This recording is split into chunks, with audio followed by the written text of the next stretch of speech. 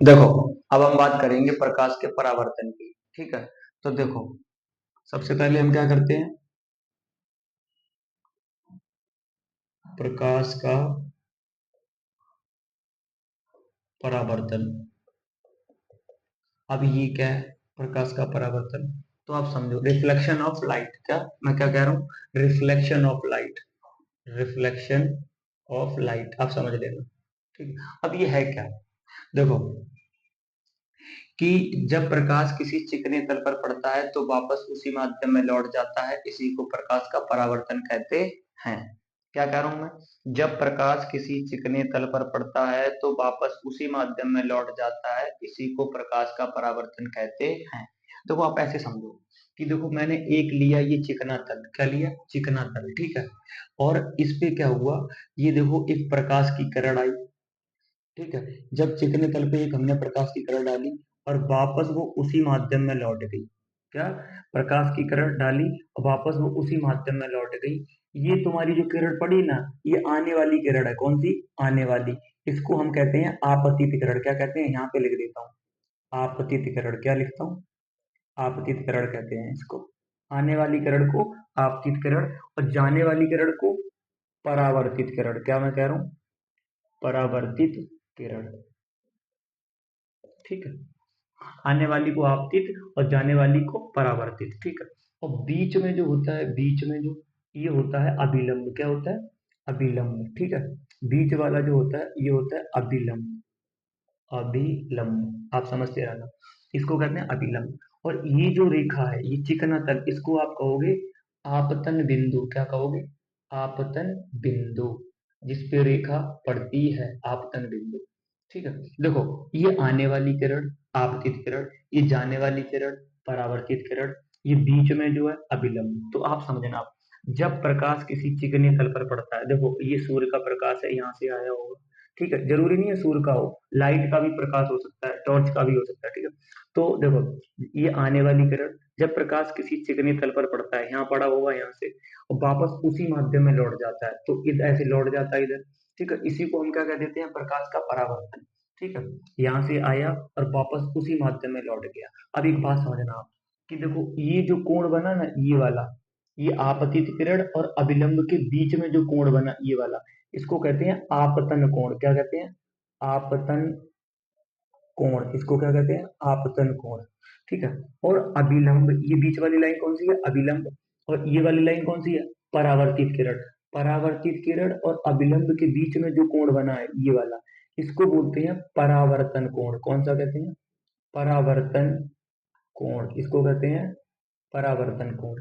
ठीक है, ये पर आपतन कोण हो गया, ये परावर्तन कोण। इसको ना आई, आई से डिनोट करते हैं, किससे, आई से, और इसको आर से। ठीक है, ध्यान रखना हमेशा एक बात, ये जो आपतन कोण होता है ना, ये हमेशा परावर्तन कोण के बराबर होता है। अगर ये 30 डिग्री होगा तो ये भी 30 डिग्री होगा, अगर ये 50 डिग्री होगा तो ये भी 50 डिग्री होगा। ठीक है, ध्यान रखना, प्रकाश के परावर्तन के दो नियम होते हैं, वो हम तुम्हें समझाते हैं। देखो यहाँ पे क्या मैं कह रहा हूँ, प्रकाश के परावर्तन के दो नियम। ठीक है, दो नियम, वो पहला नियम क्या है, देखो पहला नियम है कि आपतन कोण, मैं क्या कह रहा हूँ, आपतन कोण, आपतन कोण, ये जो है आपतन कोण, ये वाला हमेशा बराबर होगा परावर्तन कोण के।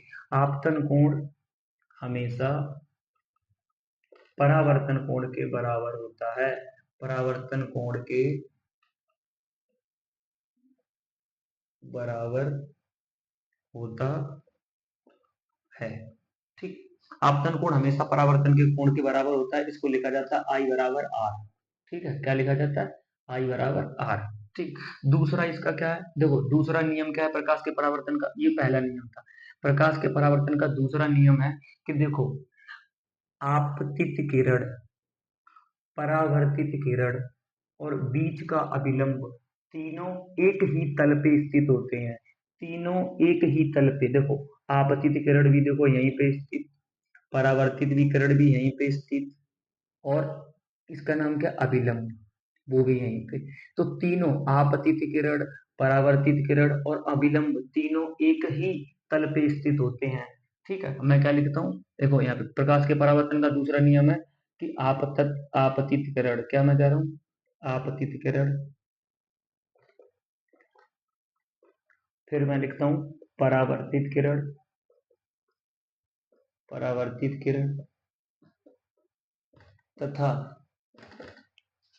आपतन, ये क्या है, ये अभिलंब है, क्या है, आपतित किरण ये, परावर्तित किरण ये, और आपतित किरण तथा परावर्तित किरण, तो परावर्तित किरण तथा अभिलंब, क्या मैं लिख रहा हूँ, तथा अभिलंब, अभिलंब तीनों, तीनों एक ही तल में स्थित होते हैं, एक ही तल पर स्थित होते हैं।